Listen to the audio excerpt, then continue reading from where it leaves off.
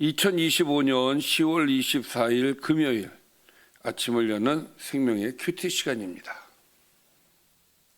오늘 말씀은 스가랴서 1장 1절에서 6절 말씀으로 하나님께로 돌아오는 진정한 귀한이라는 제목으로 함께 말씀을 나누도록 하겠습니다. 자, 오늘부터는 스가랴서입니다. 자, 스가랴서는 구약성경 말 뒷부분에 있죠. 학개, 스가랴, 말라기 이렇게 하고 이제 그 구약성경이 끝나죠. 그러니까 학개, 스가랴, 말라기. 그러니까 말라기 바로 앞에 있는, 그러니까 뒤에서 두 번째에 있는. 그래서 시기적으로 봤을 때는 자, 일단 저자는 스가랴 선지자고, 스가랴 선지자의 뜻은 여호와께서 기억하신다 이런 뜻을 갖고 있어요.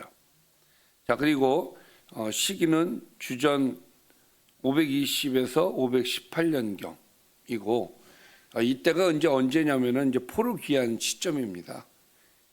그 이스라엘이 이제 포로로 잡혀갔다가 페르시아가 이제 등장을 하면서 이제 다시 되돌아오게 되죠.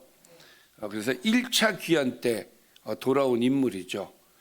그래서 학개 선지자와 같이 활동했던 그런 선지자이기도 합니다.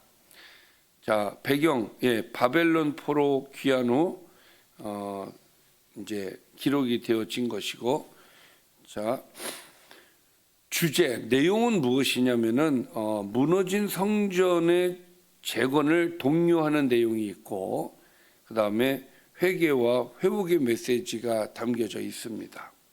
특별히 스가랴서는 예언서예요. 그래서 예수님에 대한 예언이 많이 기록이 되어 있죠. 그래서 메시아에 대한 예언과 더불어서 종말에 임할 하나님의 왕국에 대한 이야기로 기록이 되어 있습니다. 전체적으로 봤을 때는 이렇습니다. 그래서 오늘은 개요에 대한 전체, 그러니까 개요와 전체 흐름에 대한 것을 영상으로 오늘 좀 보고 본격적으로 이야기는 내일부터 진행하는 것으로 좀 하도록 하겠습니다. 자, 이 영상은 참 너무 이 전체 내용을 그림으로 표현을 너무 잘했기 때문에 전체 내용을 한번 좀 들여다보도록 하겠습니다. 스가랴서. 이 책은 바벨론 포로 생활이 끝나고 예루살렘으로 돌아온 후를 배경으로 합니다. 우리는 에스라서에서 스가랴와 학개가 백성들에게 성전을 재건하고 하나님의 약속들이 성취되는 것을 기대하게 하고 동기부여하는 모습을 보았습니다. 그리고 오래전 예레미야 선지자는 이스라엘의 포로 생활이 70년간 지속되지만 그 후에는 하나님의 임재가 새 성전에 회복되고 하나님의 나라와 메시아의 통치가 모든 민족에 임할 것이라고 예언했죠. 이 책의 서두에 나오는 날짜들은 바로 그 70년이 거의 다 찼다는 것을 보여줍니다. 그러나 돌아온 고국에서의 삶은 힘겨웠고 이 약속들은 하나도 실현될 것 같지 않았습니다. 왜일까요? 스가랴서는 바로 그 이유에 관해 설명합니다. 이 책은 꽤 명확한 구조로 되어 있습니다. 도입부에서 전체적인 어조를 설정한 뒤 스가랴가 꿈에서 본 많은 환상이 소개되고 7장과 8장에 이르러 결론을 맺습니다. 그리고 다음에 나오는 두 부분 역시 많은 시와 예언으로 이루어져 있습니다. 그럼 이제 이 책의 구성을 자세히 살펴보겠습니다. 첫 부분은 스가랴가 동시대인들에게 던지는 도전의 말씀으로 시작됩니다. 하나님께로 돌아오라. 너희 조상들을 본받지 말라. 그들은 반역하여 이전 선지자들의 말을 듣지 않아 결국 포로가 되지 않았느냐. 그러자 귀환한 포로들은 스가랴의 말에 귀 기울이면서 회개하고 하나님 앞에 겸손히 나아갑니다. 아니, 그렇게 보입니다. 다음의 긴 부분은 스가랴가 밤중에 본 8개의 환상으로 구성되어 있습니다. 미리 말하지만 이 환상들은 매우 기괴하고 이상한 모습으로 가득 차 있습니다. 여러분의 꿈처럼 말이죠. 하나님이 그분의 백성에게 상징적인 꿈을 통해 말씀하시는 방법은 매우 오래됐는데요. 창세기로 거슬러 올라가면 야곱, 요셉, 그리고 바로의 꿈이 등장하죠. 이 꿈들은 당대에 일어난 사건들의 의미를 부여할 뿐만 아니라 미래를 내다보는 창문이 되기도 했습니다. 그럼 이제 스가랴가 꿈에서 본 환상들을 살펴볼까요? 이 환상들은 아주 멋진 대칭 구조로 배열되어 있습니다. 첫 번째와 마지막 환상은 각기 4명의 말탄자들에 대한 것으로서 그들은 마치 하나님을 대신하여 세상을 순찰하는 경비대원들 같습니다. 이것은 하나님께서 모든 민족을 세심하게 살피고 계신다는 것을 표현하죠. 그들은 온 세상이 평화롭다고 보고하는데 스가랴의 시대에 이것은 하나님이 페르시아를 일으켜 바벨론을 정복하고 평화를 가져오게 하신다는 걸 가리킵니다. 그런데 여기서 질문이 생깁니다. 70년간의 이스라엘의 포로 생활이 거의 끝나갑니다. 그럼 지금이 메시아의 나라가 예루살렘에 임할 때일까요? 하나님은 그 약속을 반드시 성취하기로 하셨다고 말씀하시지만 그 시기에 대해서는 대답하지 않으시죠. 두 번째와 일곱 번째 환상은 짝을 이루어 둘 다 이스라엘을 결국 포로가 되게 했던 과거의 죄를 상기시킵니다. 두 번째 환상은 뿔들에 대한 것으로서 이스라엘을 공격하고 흩뜨린 나라들인 아수르와 바벨론을 상징하죠. 하지만 이 뿔들, 즉 제국들도 결국 한 무리의 대장장이에 의해 흩어지게 되고 그건 페르시아를 상징합니다. 일곱 번째 환상은 광주리 안의 한 여인에 대한 것으로서 이 여인은 이스라엘이 수세기 동안 언약에 불순종했던 것을 상징한다고 전해지는데요. 이내 그녀는 학과 같은 날개로 바람을 일으키는 두 명의 여인에 의해 바벨론으로 옮겨집니다. 참 이상한 이야기죠. 세 번째와 여섯 번째 환상은 또한 짝을 이루며 둘 다 새 예루살렘의 재건에 대한 것입니다. 여기 한 남자가 도성을 측량하고 있는데요. 이것은 예루살렘은 재건되고 모든 민족의 등불이 될 것이며 그들은 하나님의 백성과 함께 예배하게 될 거라는 하나님의 약속을 상징하죠. 다음으로 여섯 번째 환상은 새 예루살렘 주위를 날아다니며 도둑질과 거짓말하는 자들을 심판하는 두루마리에 대한 것입니다. 이것은 새 예루살렘이 하나님의 말씀으로 인해 죄로부터 정결케 된 장소가 될 것을 의미합니다. 네 번째와 다섯 번째 환상은 전체 환상 가운데 중심이 되는 부분인데요. 귀환한 포로 중 핵심적인 두 명의 지도자, 즉 대제사장 여호수아와 다윗 왕의 자손인 스룹바벨에 대한 것입니다. 여기서 여호수아는 더러운 옷을 입음으로써 상징적으로 이스라엘의 죄를 뒤집어 쓰고 있습니다. 그러나 곧 더러운 옷은 벗겨지고 새 옷과 새 두건이 주어지는데 이것은 하나님의 은혜와 용서를 상징하죠. 그러고 나서 천사는 여호수아에게 만일 그가 하나님께 신실하면 그분의 백성을 다스릴 것이며 그가 미래의 메시아 왕의 상징이 될 것이라고 말합니다. 또 다른 환상은 정교한 순금 등잔에 기름을 공급하는 두 올리브 나무에 대한 것인데 등잔은 그분의 백성을 감찰하시는 하나님의 눈을 상징합니다. 그리고 이 두 그루의 나무는 두 기름 부음 받은 지도자 여호수아와 스룹바벨을 상징합니다. 앞장서 성전 재건을 이끄는 자들이죠.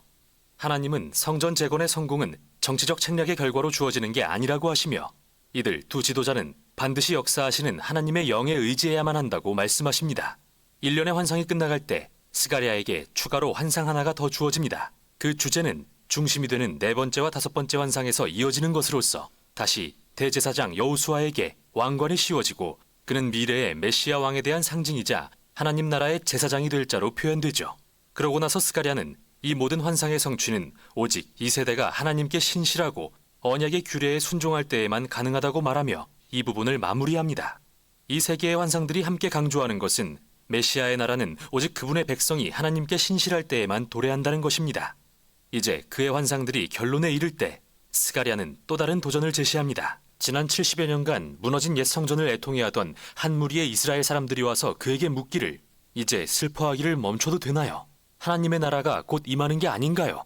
이에 스가랴는 다시 한번 그들의 조상들이 선지자들을 통한 하나님의 부르심을 거역하고 결국 포로가 되었던 일을 상기시키며 그들에게도 도전합니다. 이 세대가 오직 정의와 평화를 추구하고 언약에 신실할 때에만 메시아의 나라를 볼 것이라고 말합니다. 즉 스가랴는 그들의 질문을 뒤바꾸어 너희는 하나님 나라를 상속받고 그분의 나라에 참여할 준비가 된 그런 백성이 될 것이냐 라고 묻습니다. 그리고 이 질문에 대한 백성들의 답은 알 수 없는 채로 이 책은 다음 부분으로 이동하죠. 이 마지막 두 부분은 1장부터 8장까지와는 매우 다릅니다. 각 부분은 마치 만화경을 보듯 미래의 메시아의 나라에 대한 다양한 시와 모습으로 구성되어 있는데요. 먼저 9장부터 11장까지는 장차 오실 겸손하신 메시아 왕에 대해 묘사합니다. 그분은 나귀를 타고 새 예루살렘으로 와서 열방 가운데 하나님의 나라를 세우실 것입니다. 그러다가 갑자기 이 왕은 이스라엘의 양떼를 이끄는 목자로 표현되는데 그분은 먼저 자신의 백성에게 거절당하고 다음에는 역시 목자들로 표현되는 이스라엘 지도자들에게 거절당하십니다. 하나님께서 이스라엘을 이런 부패한 목자들에게 넘기신다는 건데요. 여기서 의문이 생깁니다. 이스라엘은 영원히 그들의 왕을 거절할까요? 마지막인 12장부터 14장은 아니라고 말합니다. 이 부분은 미래의 메시아의 나라에 대한 시와 모습으로 구성된 또 다른 모자이크로서 새 예루살렘을 하나님의 공의가 마침내 모든 민족의 악을 대적하여 물리치시는 장소로 묘사하는데요.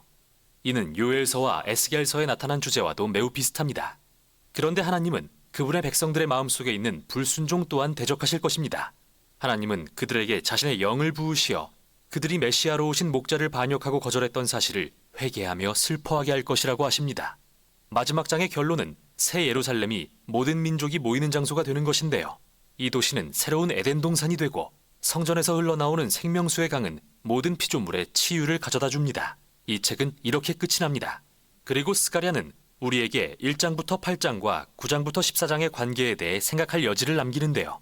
여기서 핵심은 바로 후반부에 나오는 이 미래의 메시아의 나라는 전반부의 요지와 같이 하나님의 백성이 언약에 신실할 때에만 도래하리라는 것이죠. 스가랴서를 읽는 것은 롤러코스터를 타는 것 같습니다. 환상과 시들은 특이한 모습으로 가득 차 있고 생각의 흐름이 비선형적이죠. 이게 바로 중요한 점인데요. 이 책은 역사나 우리의 인생처럼 항상 질서정연한 형식에 맞아떨어지지 않습니다. 하지만 선지자들은 우리에게 자신의 목적을 따라 역사를 이끌고 계시는 하나님의 손길을 잠시나마 보여줍니다. 궁극적으로 스가랴는 우리를 혼돈 너머를 바라보며 장차 임할 하나님의 나라를 소망하도록 초대하고 그래서 현재에 충실하도록 동기를 부여합니다. 이것이 바로 스가랴서의 내용입니다. 자, 영상을 보셨는데 보신 것처럼 스가랴서는 크게는 두 가지로 나누어지는 거예요. 자, 스가랴서가 모두 몇 장으로 되어 있었죠? 14장입니다. 자, 크게 둘로 나누는 것은 1장부터 8장까지 그리고 9장부터 14장까지입니다. 그래서 9장부터 14장까지의 내용은 메시아에 대한 이야기다. 이제 이렇게 구성이 되어 있어요. 그러면 앞으로 어떻게 이 말씀이 전개되어지는지에 대해서는 이제 내일부터 진행을 하겠습니다. 오늘은 여기까지만 하도록 하겠습니다. 자, 기도하겠습니다. 살아계신 아버지 하나님, 이제 우리가 스가랴서를 보게 되었습니다. 하나님, 이번 스가랴서를 우리가 묵상하면서 하나님께서 우리에게 말씀하시고자 하는 그 메시지를 우리가 잘 깨달을 수 있도록 인도해 주시고, 이번 스가랴서를 통해서 스가랴서에 대한 내용을 전체적으로 우리가 잘 깨닫는 시간들이 될 수 있도록 인도하여 주옵소서. 예수님의 이름으로 기도드리옵나이다. 아멘.